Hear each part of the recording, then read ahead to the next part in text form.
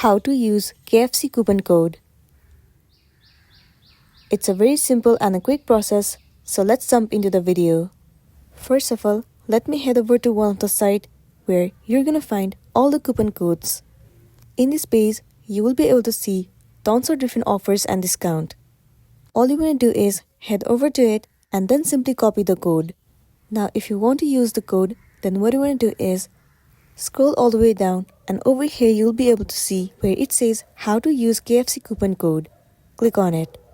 Well, it has given you the step-by-step process on how to use it. The very first step is to go to KFC app, register if you are a new customer or log in if you are an existing customer. Pick your favorite meal from the menu and then proceed to checkout page and locate the coupon section. After that, apply the KFC coupon code into the box next to enter discount code. After that, your card will show the amount after the discount. Place your order and then you'll be good to go. So that's all for today, and this is simply how you can use your coupon code on KFC app. Make sure to smash the like button and consider subscribing if you found this video helpful. We'll see you in the next one.